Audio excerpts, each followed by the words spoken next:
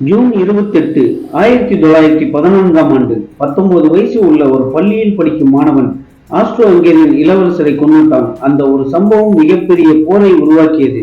அதுதான் 1ஆம் உலகப் போர். இந்த போர் கிட்டத்தட்ட 4 ஆண்டுகளுக்கு தொடர்ந்து நடந்தது. இதுல 2 கோடிக்கு மேலான மக்கள் இறந்து போனாங்க. இந்த ஒரு போர் பல ராஜ்யத்தை முடிவுக்கு கொண்டு வந்தது. பல நாடுகளும் கண்டங்களும் ஒருவரை ஒருவர் எதிர்த்து சண்டை போட்டாங்க. இந்த வரலாற்றை பத்தி கேட்கவே ரொம்ப ஆச்சரியமா இருக்கு. ஒரு இளவரசருடைய மரணம் 1ஆம் உலக போரை ஏற்படுத்தியது. ஒருவேளை டைம் மிஷின் மூலமா நம்ம திரும்பி போய் அந்த கொலையை தடுத்து நிறுத்தி இருந்தா இந்த போரே நடந்திருக்காது. அப்போ இந்த உலகம் எப்படி இருந்திருக்கும்னு யோசிச்சு பாருங்க. இந்த போர் நடக்க பல காரணங்கள் இருந்தது. ஆனால் இந்த போரை தொடங்க இளவரசருடைய மரணம் ஒரு சின்ன தீப்பொறி மட்டும்தான். இன்னைக்கு நம்ம பார்க்க போற வீடியோல சில சுவாரஸ்யமான மற்றும் ஆச்சரியமான விஷயங்கள் இருக்கு. வாங்க கொஞ்சம் விரிவா பார்ப்போம். அன்பு நண்பர்களே வணக்கம், நான் உங்கள் MC பிரகாஷ். நம்மளுடைய வீடியோக்கள் எல்லாம் உங்களுக்கு பிடிச்சிருந்ததுனாக்கா லைக் பண்ணுங்க, கமெண்ட் பண்ணுங்க, உங்களுடைய ஃப்ரெண்ட்ஸ் அண்ட் ஃபேமிலிக்கு மறக்காம ஷேர் பண்ணுங்க.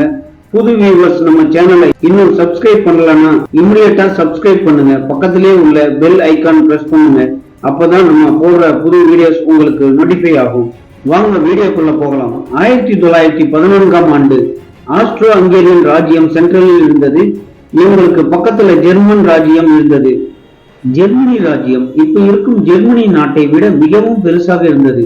போலாந்து என்ற நாடே அப்ப இல்லவே இல்லை. ஜெர்மனிக்கு பக்கத்துல ரஷ்யன் ராஜ்யம் இருந்தது.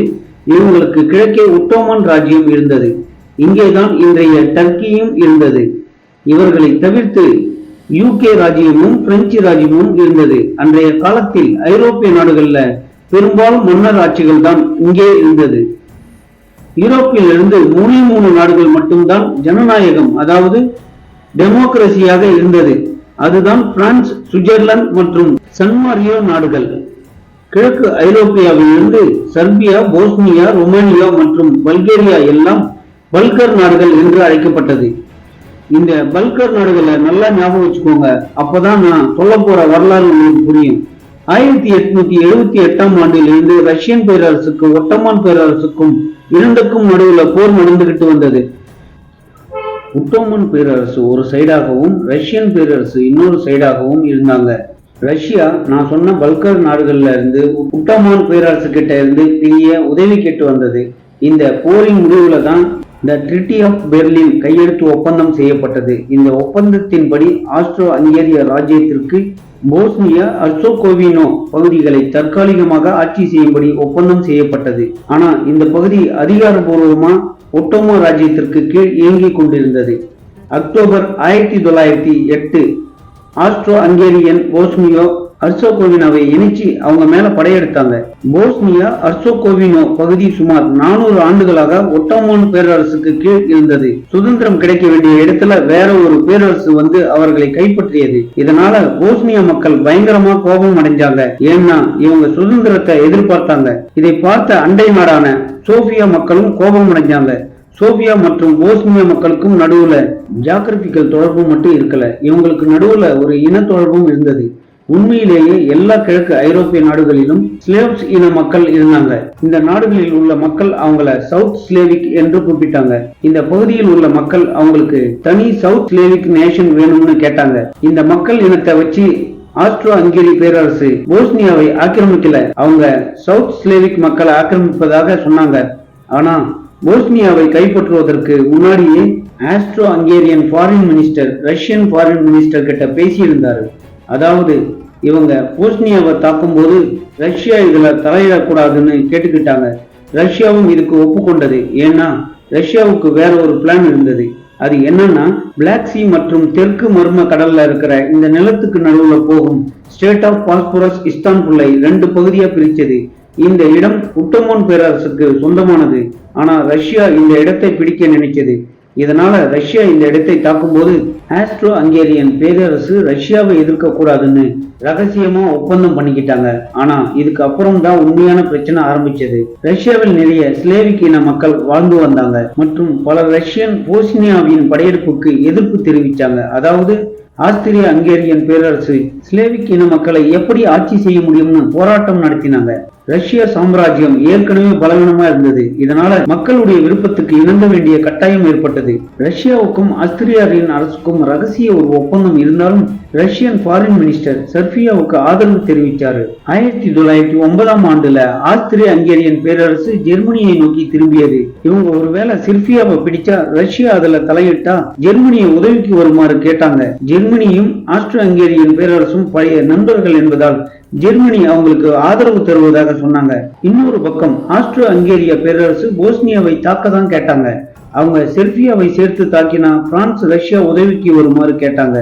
அதுக்கு பிரான்ஸ் இது என்னுடைய பிரச்சனை இல்லை என்று ஒதுங்கியது. பிரான்சின் இந்த மறுப்பு ரஷ்யாவை அமைதியாக்கியது மற்றும் அது போஸ்னியாவின் இணைப்பை ஏற்றுக்கொள்ள வேண்டியிருந்தது. பல ஆண்டு காலமாக நடக்கும் இந்த பிரச்சனைகளால ஏற்கனவே ஒரு போர் வெடிக்கும் அச்சுறுத்தல் இருந்து கொண்டிருந்தது. இந்த நேரத்துல தான் இந்த வீடியோ ஆரம்பத்துல நான் சொன்னேன், டியூக் ஆஃப் 49 அதாவது ஆஸ்திரேலியா இளவரசர் படுகொலை செய்யப்பட்டார். போஸ்னியா ஆஸ்திரியா ஹங்கேரியா பேரரசுக்கு கீழே இணைக்கப்பட்டதற்கு அப்புறம் யங் போஸ்னியன்ஸ் என்று அழைக்கப்பட்ட ஒரு புது புரட்சிகர இயக்கம் தொடங்கியது. இது ஒரு புரட்சிகர மாணவர்களின் குழு மற்றும் சோவியன்ஸ் இந்த குழுவுக்கு உதவி செஞ்சுட்டு இருந்தாங்க.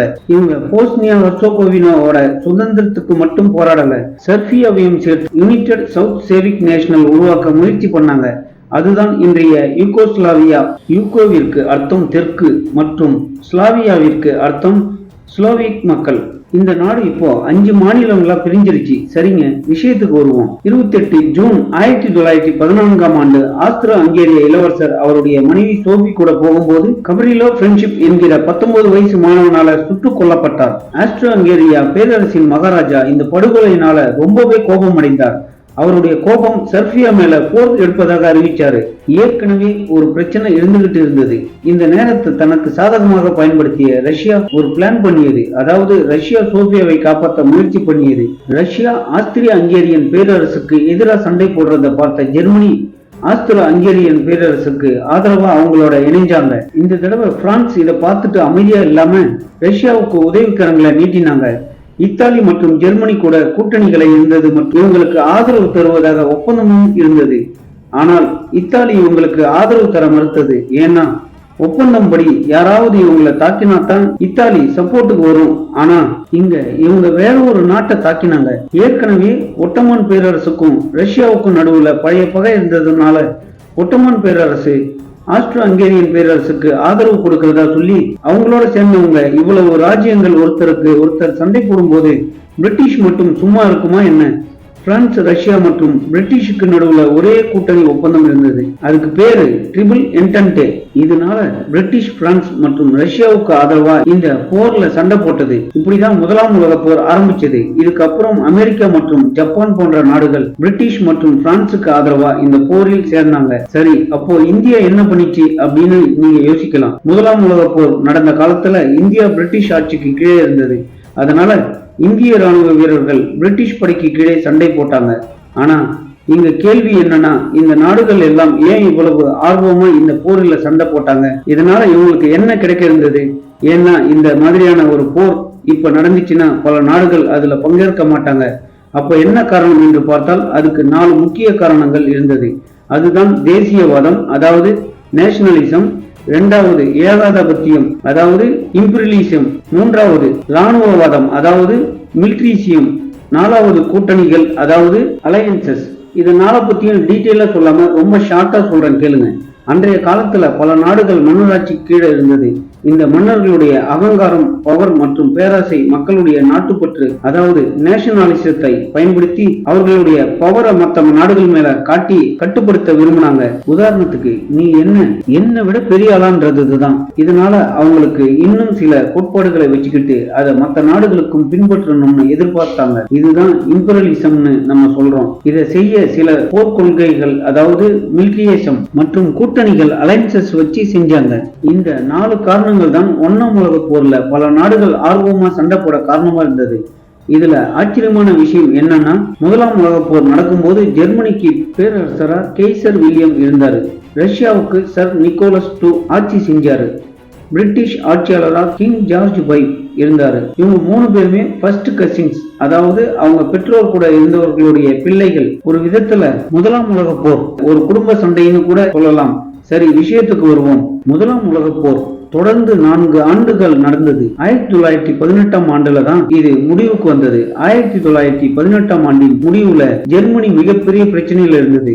ரஷ்யாவை ஒரு பக்கம் ஜெர்மனி தோற்கடித்தாலும் பிரான்ஸ் கிட்ட ஜெர்மனி தோல்வியை சந்திச்சுக்கிட்டு தான் இருந்தது. ஜெர்மனி கூட கூட்டணி வைத்திருந்த ஒட்டோமன் பேரரசு, ஆஸ்ட்ரோ ஹங்கேரியன் பேரரசு பல்கேரியா போர்ல இருந்து பின்வாங்க ஆரம்பிச்சாங்க. போரை முடிக்குமாறு ஆர்மிஸ்டைஸ் ஒப்பந்தத்தை கையெழுத்திட்டாங்க. இந்த ஒப்பந்தத்துக்கு ஜெர்மனியும் கையெழுத்திட ரெடியா இருந்தது. பிரான்ஸ் நாட்டின் சுப்ரீம் கமாண்டர் மார்ஷல் ஃபர்டினாண்ட் ஃபோச் அமைதி ஒப்பந்தத்தை தயாரித்தாரு. நவம்பர் 11ஆம் தேதி 1918ஆம் ஆண்டு ஃபர்டினாண்ட் ஃபோச்சுக்கு சொந்தமான ரயிலில் வச்சு ஜெர்மனி இந்த ஒப்பந்தத்தை கையெழுத்திட்டது. ஆனால் இதுக்கப்புறம் ஜெர்மனி பல ஒப்பந்தங்களில் கையெழுத்திட வேண்டிய கட்டாயம் ஏற்பட்டது. அதாவது ட்ரீட் ஆஃப் வெர்சாய்ஸ் உள்பட இந்த போருக்கு அதிகாரப்பூர்வமா ஜெர்மனி தான் காரணம்னு குற்றம் சாட்டப்பட்டது. இதனால மற்ற நேச நாடுகளுக்கு பெரிய ரீபேமெண்ட் செலுத்தினோம் என்று கட்டாயப்படுத்தப்பட்டது. ஹிட்லரின் ஜெர்மனியின் எழுச்சி மற்றும் 20 ஆண்டுகளுக்கு அப்புறம் நடந்த 2ஆம் உலக போர் ஆரம்பிக்க முக்கிய காரணம் இந்த ஒப்பந்தத்தில் உள்ள விதிமுறைகளுக்கு பெரும் பங்கு வகித்ததாக பல வரலாற்று ஆசிரியர்கள் சொல்றாங்க. முதலாம் உலக போர் முடிவுக்கு வந்த செய்தி பரவி லண்டன், பாரிஸ், நியூயார்க் போன்ற நகரங்களில் மக்கள் கொண்டாடினாங்க. 4 ஆண்டுகளுக்கு மேல நீடித்த மோதல் இறுதியாக முடிவுக்கு வந்தது. நண்பர்களே, இந்த செய்திகள் எல்லாம் உங்களுக்கு பிடிச்சிருந்ததுனாக்கா லைக் பண்ணுங்க, கமெண்ட் பண்ணுங்க, உங்க நண்பர்களுக்கு ஷேர் பண்ணுங்க. மறக்காம நம்ம சேனலை சப்ஸ்கிரைப் பண்ணுங்க.